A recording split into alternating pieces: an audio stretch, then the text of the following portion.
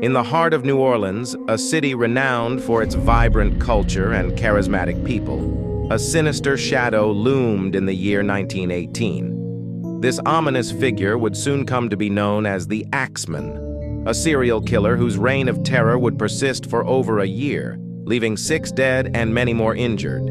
Despite an extensive investigation, the identity of this deadly assailant would forever remain a mystery.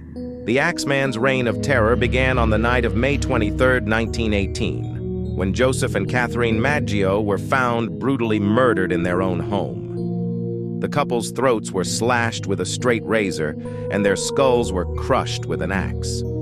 The razor was found at the scene, discarded carelessly in a neighbor's lawn, while the axe was left in the Maggio's bathroom.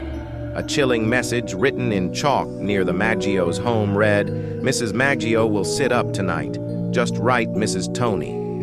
Over the next several months, the Axeman would strike again and again, each time leaving a similar scene of horror. His victims were always attacked in their homes, usually with their own axes, which the assailant left at the crime scene. The victims were primarily Italian or Italian-American, leading some to speculate the attacks were ethnically motivated. On March 13, 1919, the city of New Orleans received a chilling letter, purportedly from the Axeman himself. The letter, published in the newspapers, read in part, "I am not a human being, but a spirit and a demon from the hottest hell.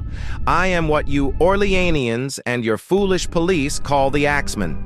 The letter also promised that the Axeman would roam the streets on the night of March 19th, but would spare anyone in a home where jazz music was playing.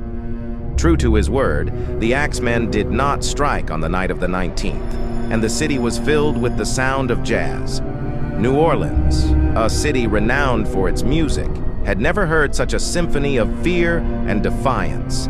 The final known attack attributed to the Axeman occurred on October 27, 1919, when Mike Pepitone was struck 18 times in the head with an axe. His wife heard the commotion and entered the room just in time to see a large, axe-wielding man fleeing the scene. Despite the immediate response, the Axeman eluded capture. The Axeman's reign of terror ended as suddenly as it began. After Pepitone's murder, there were no further attacks attributed to the elusive killer. Despite the best efforts of the police and private detectives, the Axeman's identity remained a mystery. Numerous suspects were questioned, but no one was ever charged with the crimes. The Axeman of New Orleans remains one of the most notorious and enigmatic serial killers in American history. His reign of terror left an indelible mark on the city of New Orleans, a city that responded with resilience and unity in the face of unseen terror. The Axeman's story, a blend of true crime and urban legend, continues to captivate and intrigue, a chilling reminder of an unsolved mystery that once held a city in its terrifying grip.